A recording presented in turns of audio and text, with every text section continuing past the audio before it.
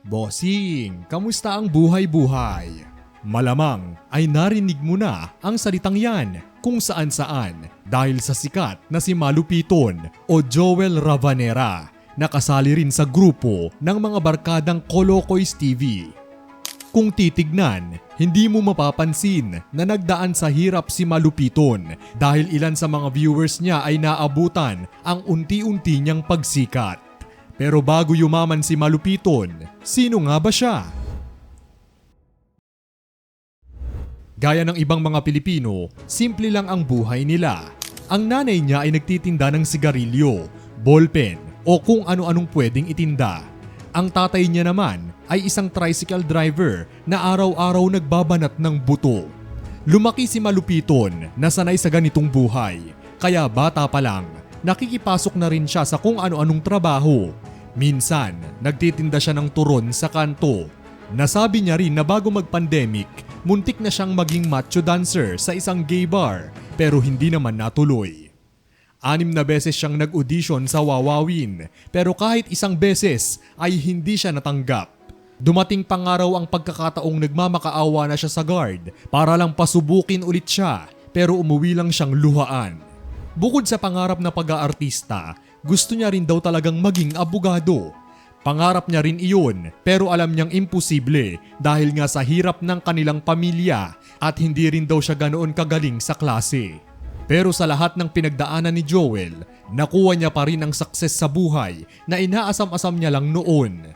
Taong 2022, nagsimulang umangat ang Kolokoys TV. Unti-unti, nagkaroon na sila ng views. Hindi man biglaan pero napansin ng tao ang natural na kuwela ng kanilang content. Walang script, walang acting.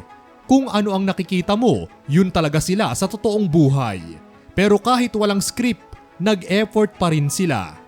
Bumibili sila ng props, nagbabayad ng renta sa mga lugar o mga gamit nila.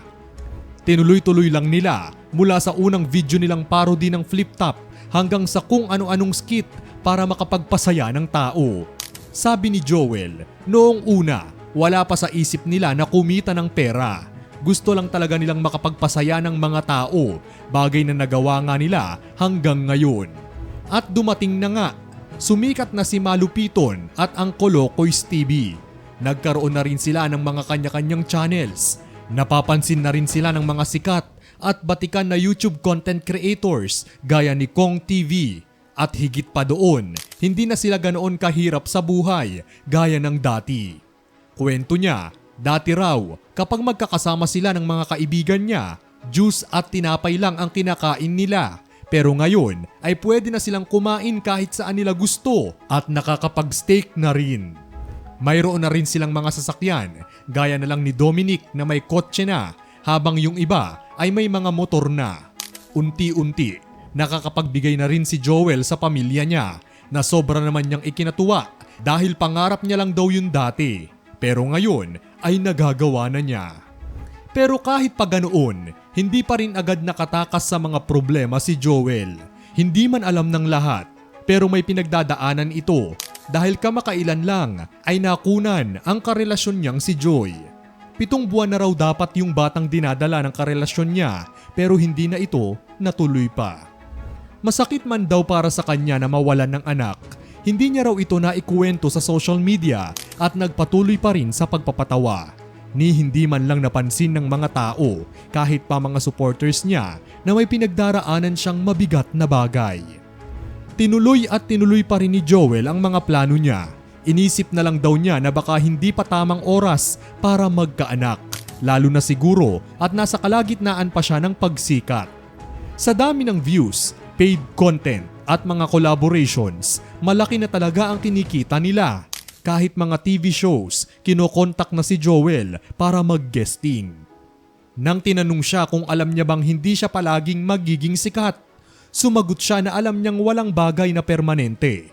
Balak niya ngayon magtayo ng negosyo para kung sakali mang dumating ang panahon na hindi na siya sikat, may sasalo pa rin sa kanya.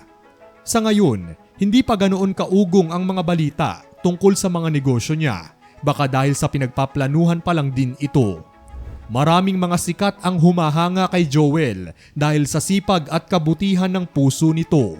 Marami raw kasing komedyante ang mararamdaman mong may attitude pero kay Joel wala. Isa pang ang kilalang aktres na si Sofia Andres ang nagpahayag din sa social media ng paghanga niya kay Joel dahil nga sa lumalaban ito ng patas at nagpupursigi para sa kanyang pamilya.